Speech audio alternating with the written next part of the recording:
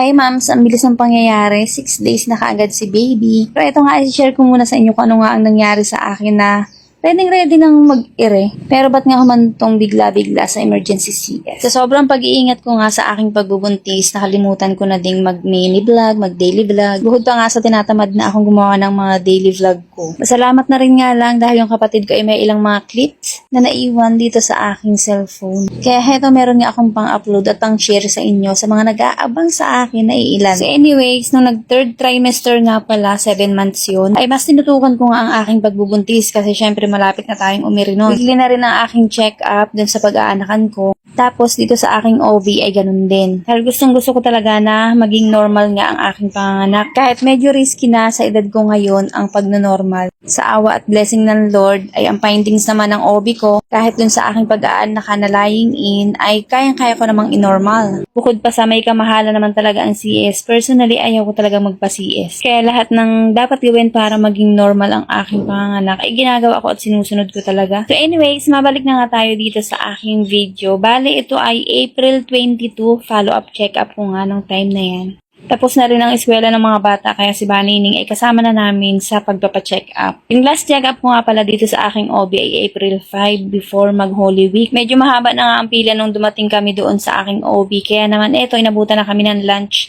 Kaya naman sumaglit muna kami din sa may Jollibee para nga makakain ng pananghalian. Dahil April nga pala ang aking kabuwanan, April 5 nung nag-follow-up check-up ako, niresetahan na ako ng aking OB ng Primrose insert at oral take. Dahil sabi nga niya sa akin, by first week ay pwede na akong manganak. Yung sa munod na linggo naman ay hindi ako nakapagpa-check up na dahil walang clinic, dahil Holy Week. April 22 yung pinaka last check up ko sa kanila bago nga ako umire. Noong time na yan, wala talaga akong nararamdaman kahit anong sakit. Imagine ninyo, from April 1 to April 22, that time na yan na nag-order kami sa Jollibee, wala akong kahit anong nararamdaman na hilab or any signs na nagde-labor ako. Wala talaga akong nararamdaman kahit konting sakit, hilab, ganyan. Maliban na lang sa isang napansin ko na parang lagi ko napapansin nung simula nung pinainom ako ng Primrose at nag-insert nga na parang ako yung nag-iihi, ganun. Kahit hindi ako umiihi, laging basa yung napkin ko. Pero maliban doon ay wala na. Wala talagang sumasakit kahit yung sasapnan, hindi sumasakit. Sa katunayan ay nakakapaglaba pa nga ako niyan. Tapos yung lakad ko din dito, sabi ng kapatid ko, ate parang hindi ka man din paanakin. Kasi nakukumpara na nga ako ng kapatid ko sa ibang mga paanakin na buntis. Kasi yung ibang nakikita nga niya, kapag paanakin na, hirap ng kumilos. Samantalang ako sobrang gaslaw ko pa, tapos wala, parang ako yung relax, ganun. Siguro kasi nga, dahil wala nga akong nararamdaman kung anong sign ng labor. Bukod pa nga doon, ay nirelax ko din nga yung sarili ko. Talagang hinanda ko yung sarili ko na magno-normal delivery ako. Iiri talaga ako. Kaya siguro hindi ko rin naiisip na hindi ako nai-stress kasi di ba nga kapag ayaw mo naman talagang magpa-CS. Tapos ang finding sa iyo ay kailangan talagang i-CS ka.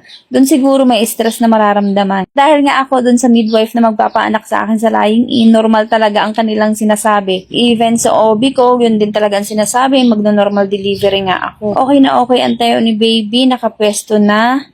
Pina-ultrasound with BPS ko na yan. Nagpa-NST ultrasound na rin ako. Okay na okay talaga, as in wala talagang ibang sinasabi ang aking midwife at saka yung OB ko, kundi magno-normal delivery talaga ako. Okay lahat ng mga test sa akin, napataas ko yung aking hemoglobin na unang-una ay naging problema ko nga. Normal ang aking BP, normal ang aking blood sugar. As in, ready ka na at sobrang healthy mo nga. Nag-diet din ako ng sobra-sobra, tas hindi ako higa ng higa yung nanghihina. As in, kinondisyon ko talaga yung sarili ko para nga ako ay maka-ready umire. Yung power ko sa pag-ire ay hinihanda ko talaga dahil gustong-gusto kong umire. Ayaw ko talaga magpa-CS. Diyos ko po. Utulin muna natin ang aking kwento na walang connect sa video. Pinag-order ko nga muna si Banining ng pan-take out para pasalubong kay Kuya Jiro. Wala talaga sa hinagap ko, sa isip ko na nung araw na yan ay ma-admit na ako sa ospital. Naku, walang-wala talaga. Sobrang relax na relax pa ako ng araw na yan. Sa katunayan, sabi ko nga din sa Batang Arik, pagkatapos naming magpa-check up, ay ayain ko pa nga sanang mamasyal doon sa may plaza. Kaso nga, hindi na nga natuloy dahil may something na nangyari. So, panoorin nyo hanggang dulo at ikikwento ko sa inyo. Kahit hindi na-relate sa video ay basta mapanood nyo lang habang meron akong sinasabi ay meron kayong napapanood. So, ito na nga, after namin kumain at mag-take out ay pabalik na kami sa aking OB. Mahigit isang oras din nga kami ng pagtatambay din sa Jollibee dahil iniintay ko nga na pagbalik namin sa OB ay ready na at ako na yung isasalang. Itong video na ito ay hindi ko din alaman dahil ang kapatid ko ay hindi ko naman inuutusan na mag-video nga sa akin. Tagahawak ko lang siya, tagabitbit ng aking mga daladalahan. Ayan, kaya meron akong na-i-upload ngayon dahil sa kapatid ko na nakapag-video-video din sa last minute ng aking pagbubuntis. Maigi na lang talaga at yung kapatid ko nga ay nandinit nag-aalalay sa akin kahit minsan ay nasisigawan ko na at natatarayan baga. Ayan, hindi rin napatulo sa akin. Alam nyo na kapag buntis may mga tantrums, may mga mood swings na paiba-iba. Kaya naman pasalamat din ako din sa aking kapatid. At ako yung napagtsatsagaan pa nga. Sabi ko nga sa kanya para hindi mairita sa akin ay intindihin na lamang ako dahil hindi niya pa ako nararanasan ang magbuntis. Hormones ng mga buntis ay hindi magkakatulad. Merong mayamutin at meron namang masayahin. Siguro nga ako yung naging mayamutin lately. Anyways, nandito na nga pala kami sa aking OB. Ito ay OB ko pa dito sa aking dalawang bata. Lumipat na nga lang sila ng pwesto diyan. Fast forward, hindi na nakapag-video ang kapatid ko doon sa may loob dahil bawal na mag-video. Nag-start na nga akong kabahan sa ultrasound result ko dahil nakita nga doon na nauubusan na ako ng tubig. Binigyan ako ng referral ng aking OB para sa NST nung araw din yan. Kaya heto pumunta nga kami dali-dali dito sa kabilang malapit na private hospital para nga magawa itong NST. Ito nga yung non-stress test at dito malalaman at makikita kung maganda pa ba yung heartbeat ni baby. Habang nakasala nga ako diyan, talaga namang ako'y walang tigil ang pagdadasal na sana ay okay nga yung test ni baby sa loob ng tiyan ko at maganda yung maging result para ma-normal ko pa rin si baby. Fast forward, ayun nga pagbalik namin sa clinic ni Doc, ang result nga ay emergency CS. Talaga namang sobrang stress ko na diyan. At sinabi din nga sa akin ni Doc ay asap nga, kailangan nang mailabas ni baby dahil nauubusan na nga ako ng tubig. By 3 PM ay kailangan kong maoperahan. Binigyan na din niya ako ng referral para sa ospital na pupuntahan ko. Dalawang private hospital nga ang nirekomendahan sa akin ni Doc kung saan ako i-operahin niya. Siyempre wala akong idea kung magkano magagastos ko. Alam ko namang mahal ang CS. Pero tinanong ko pa rin kay doktora kung magkano nga ang magagastos ko. Sabi niya sa akin, nasa 100,000 mahigit. Kung may PhilHealth ako, mababawasan pa yun at bababa ng mga 70 to 90,000. Sabi ko na din sa daddy engineer na kailangan ka nang mailabas si baby asa. Nag-message ako kay doktora na kung pwede ay sa provincial hospital na lamang ako mga anak. Dahil nakita ko dun sa referral na binigay niya sa akin na meron silang tie-up dito sa provincial hospital. Pero sabi nga ni doktora, pwede daw naman akong manganak dito pero hindi nga siya ang mag-a-accommodate sa akin. Ibig sabihin, ibang doktor or ibang OB yung mag-accommodate sa akin dito. At kung ano yung kanyang findings ay magkabuko daw nga ni sa doktor na naka-assign dito sa provincial. May tinawagan naman ang daddy para nga mas mabilis kaming ma-accommodate kasi wala nga akong check-up dito sa provincial. Kaya pagdating namin dito ay smooth lang din ang transaction tapos diretso na nga ako dito sa delivery room. Pagkapasok ko sa delivery room, napakaraming buntis doon na naka-standby. Nakausap na din nga pala ako diyan ng on-duty na OB-GYN. Nakatawag na rin yung OB ko sa kanya at na-forward na nga ako. At ang paliwanag nga sa akin nung on-duty na OB-GYN Dian. Siya na ang aking doktor at siya na ang masusunod. Hindi rin sila basta-basta nag-CCS. Maliban na lang kung dun sa mga test result na gagawin sa akin ay kung for emergency CS na nga. At ang paliwanag pa sa akin nung on-duty na OB-GYN Dian, hindi pa naman daw for CS yung aking kalagayan dahil malakas pa naman ang heart rate ni baby. So dahil nasa public hospital tayo, habang ako nga ay naghihintay mag-labor, ay pwede pa rin lumabas dito sa mga bantay na nasa labas. Nagawa na lahat ng test sa akin diyan, pero wala pa rin sumasakit talaga.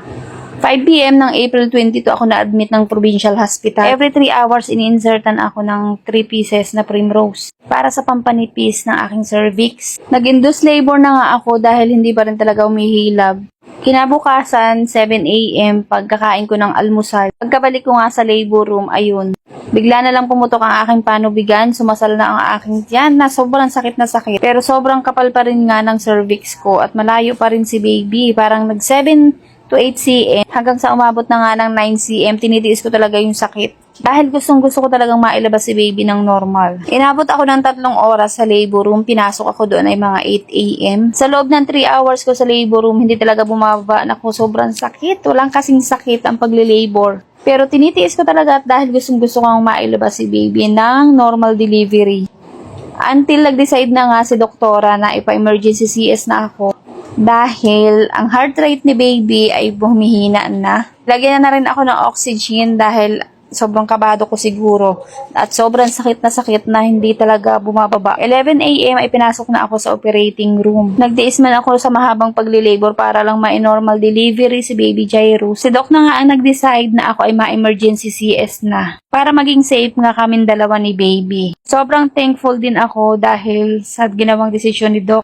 Dahil eto nga, sa awa at sa blessing ng Panginoon, naging successful ang operation na ilabas si baby Jairus ng safe. At thankful ako sa Panginoon dahil napaka-healthy ng aming baby na yan. 11:49 a.m. April 23 ko inilabas si baby Jairus. 3 hours ako nag-stay sa recovery room na kumanhid na manhid ang pakiramdam. Ganun pala ang sinisiis. Saglit ko lang nakita si baby pagkalabas niya. Pinakita lang na boy tapos dinala na si baby sa baby ward. After 3 hours nung wala na akong pamamanhid, dinala na nga kami dito sa OB ward. Alam niyo ba mga moms, habang inooperahan nga ako, di kayo walang pakiramdam yun. Hindi ka rin halos makapagsalita. Kasi habang tinuturukan ako ng mga pampangimay, tinatanong ako ni doktora. Puro tango at iling lang ang aking isasagot. Wala nang namumutawi sa bibig ko. Ganun pala yung feeling kahit alam mong safe ka na nasa operating room ka na. Dahil ayaw mong magpa-opera, no choice ka na lang, kundi ang isipin mo na lang yung safety ninyong dalawa ni baby. At sa mga curious kung magkano ang aming bill, umabot din siya ng more or less 50,000. Pero zero bill nga pala kami dahil sa PhilHealth at Malasakit Center na nag-accommodate.